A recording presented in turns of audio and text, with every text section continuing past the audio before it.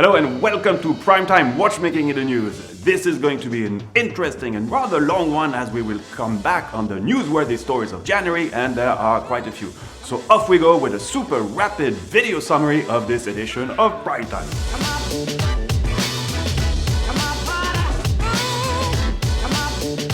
But first we have to be super serious and talk about something very important.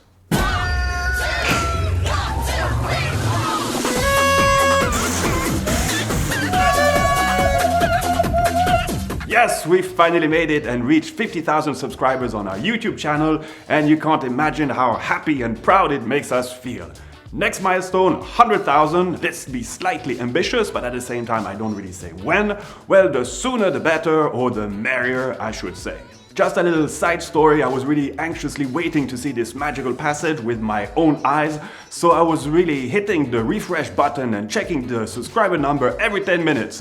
Was really feeling like a little kid waiting for Christmas, so numbers were going gently up and up. It was already quite late, but I stayed awake as much as I could, but finally fell asleep on 49,998. So too bad, I guess I'll have to make a bit more efforts for our next milestone, or please do this in the middle of the afternoon instead of the middle of the night. And the same kind of story happened when I wanted to see the passage of the 100,000 kilometers on my car, and some years later for the 200,000 kilometers, so kind of used to it, not feeling bad about it at all. Anyhow, a huge thanks to everybody, thanks for your shares and especially all the many comments on all our videos. This really fills us with joy and energy. And despite being a really small team, well, we still have plenty of cool things we want to surprise you with. So not only develop this YouTube presence, but also develop the experience with our new website. Pretty cool for mobile use, by the way.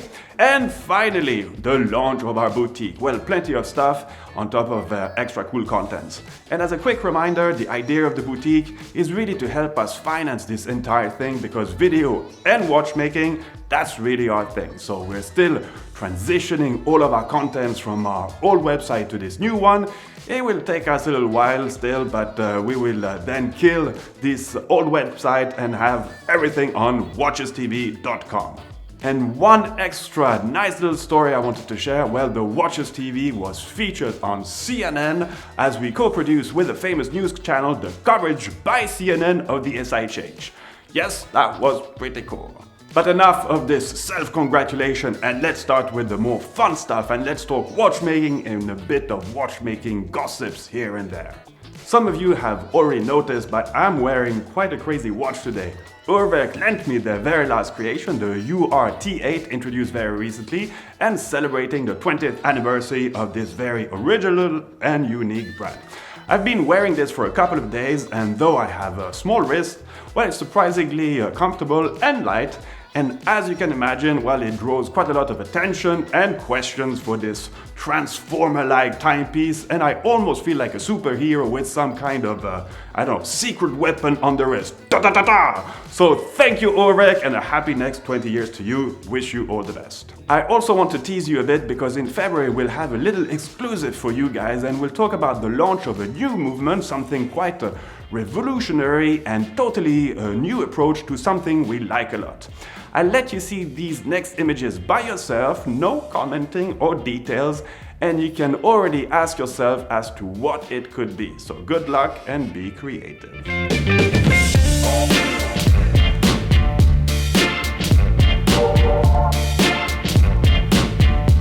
Before going back on the SIHH with some kind of comments and analysis, I just wanted to mention a rather big move in the industry, as Jean-Claude Biver, the man at the helm of LVMH's watchmaking division and former active CEO of TAG Heuer, well, he's now taken the role of CEO of Zenith Watches.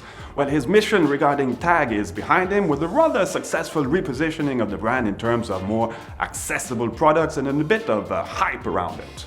Zenith has been going in quite a few directions over the last 10-15 years, but it's fair to say that things seem to have settled a bit over the last few years, well, noticeably with clearer and more coherent collections and lines of timepieces. I insist on this because something that had shocked quite a few people in the watchmaking community was when one of the former CEO, and not the last one, just before this, well, when Zenith started using Celita movements inside some of their watches, and for a brand that is first and foremost known as a manufacturer, meaning a watch movement manufacturer, well, this did not pass on so well, and I can really remember the number of disgrudged comments made when we had this report about it. And even before this, well, when the brand was releasing really crazy concepts every 2 months, well, thankfully, they've totally backfired from this, so it's going to be very interesting to see in which direction Mr. Beaver will take Zenith in the coming months. He's a man that has a pretty good feel in terms of where the market is going, and he sure knows how to play the big marketing game to fulfill these requirements. So just think of the success of Hublot. See what I mean? So what impact will it have on the products of Zenith? Well, I'm pretty sure we'll already see a few hints of this during the next Basel World, because he's a very fast mover and Basel is already in less than 2 months, which leaves him plenty of time for a guy like him. And this news lets me quickly talk about the next episode of our Who's Who of Watchmaking, as it will be dedicated precisely to LVMH, but we will also include the Kering Group in the same video, as there are quite a few parallels to be made between those two massive luxury groups. And to really end up the LVMH topic, just wanted to mention that during the SIHH, the 3 brands overlooked by Mr. Beaver were present in Geneva: Hublot, TAG and Zenith. This is quite usual, they've done this since a number of years, but generally staying in a hotel. Well, this year, all these brands were on board a ship, berthed in the Geneva harbor, if we can call it like this, and it got a few people annoyed from the Richemont group, as this used to be a tradition reserved for the brands participating in the SIHH.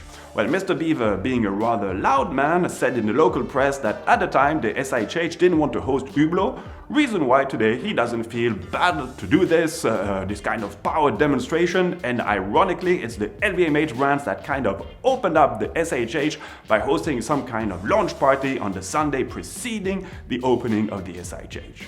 So let's now go back on the SIHH and what did we learn from it? Well, firstly, this edition was really seen as a big test for many brands, as unfortunately quite a few of them are facing the harsh realities of the current downturn of the industry.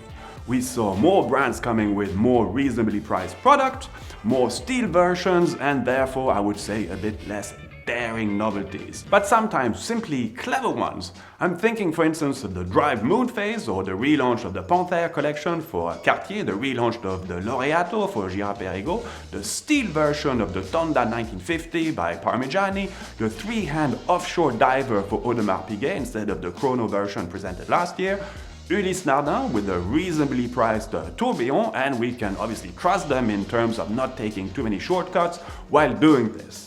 Well, many examples of fine brands simply opening up the range of products to the clientele, but without losing their soul doing so. So for some brands, the issue is a bit more questionable, unfortunately, and the future will soon tell us what will be the consequences of all these wrong decisions taken at a time when everything was doing well, and let's say it, when arrogance was sometimes simply part of the corporate culture. And talking about all this, well, we knew that there wouldn't be any significant announcements made before the SIHH in terms of big changes in the management teams of the Richemont brands. Officially, we only knew that the active CEOs of IWC and Montblanc will soon take over the global control of the watchmaking division of Richemont. And for the little side story, and when you looked at this year's decoration of the IWC booth, well, it really looked like it was made for some kind of Roman coronation celebration of the next emperor of the Richemont group. So these two CEOs in their new roles will have a big mission ahead of them, a rather tough one, but they are known for their incredible levels of energy and quite straightforward way of moving ahead. I'm very curious to what this will lead to. I hope, for instance, we won't see the Montblancization of Vacheron Constantin or Lange. This, I think, would be a bit sad for some of the most prestigious brands of watchmaking. But I remain optimistic, it's in my nature, and I won't make any judgments yet. I just hope things will go in the right direction with a bit more humility and a bit more connection to reality and respect of the customer, and let's make watchmaking great again. So off you go, best of luck. but I already know that humility is maybe not their strong points. So for instance, during the SIHH, IWC and Montblanc always have some kind of a competition in terms of who can bring the most amount of stars in their booth and private parties. IWC winning this big time, but is this really necessary? Well, I don't think so, but that's my personal opinion. But one important last point, though this duo will now head all the brands of the Richemont with their new respective management teams that they will obviously put in place, they will not oversee Cartier, neither Funcliff and Harpers. These two brands are in a certain way keeping their independence, and Cartier being the jewel in the crown of the Richemont group, and with its new CEO, Mr. Vigneron, well, I think this is a wise thing to do. I really think that Mr. Vigneron has a very sound understanding of what needs to be done, really seems like a clever man, and he'll do what it takes to put the watchmaking department of Cartier back on the right track.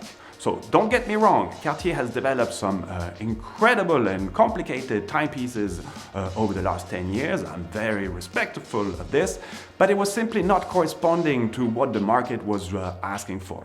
So again, even if you have the name and marketing power of a brand like Cartier, well, you can't force the market. This is a tough and expensive lesson for Cartier, but I think they are on this correct path of humility and now listening to their customers. And regarding Funcliff and Harpers, well, I just wanted to add something that also goes in that direction. I personally think they showed us one of the most interesting timepieces of the SIHH with the Lady Harper's Papillon Automata, and I believe that many of you thought the same if I go along by the number of positive comments you guys made in our new program, the A to Z of the SIHH. Well, the thing I wanted to say is that they were also the ones that showed us the best movie to talk about who they are and how they work.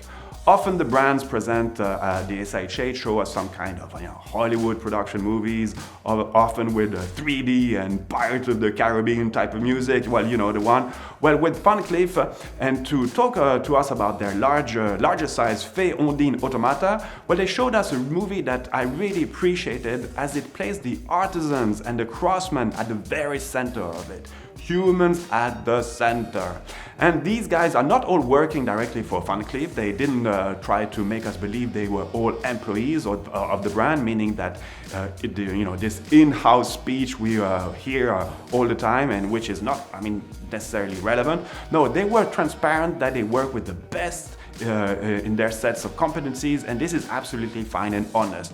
You know how much we want to put forward this idea that watchmaking is a result of a network of competencies and suppliers. Well, they went down that route, and I can only salute them for it. So we know there's going to be quite a lot of changes in the Richemont group, and we'll come back on this obviously in our next prime time with a bit updated version of who is where and what is happening. And finally, regarding this SIHH and in terms of attendance, well, it really felt that there were a bit less retailers this year, but here again, some habits have changed and business is no longer necessarily done during this week alone. And on the media side, well, it seemed like it was quite usual. But the real interesting thing was that for the first time, this salon was open to the public on its very last day, and the public showed up. 2,500 tickets had been put aside and they all got sold. So again, showing that the public, meaning the consumer, still has a large interest for watchmaking. Makes us happy. Okay, the vast majority were local, but nevertheless a good sign, especially at a moment where watchmaking really needs to open up. So I know this was rather long, but there was a disclaimer at the start. I informed you ahead. So thanks again for watching. I love that this community is getting bigger and bigger and sharing more. So can't wait to bring you new stuff and can't wait to open our boutique too.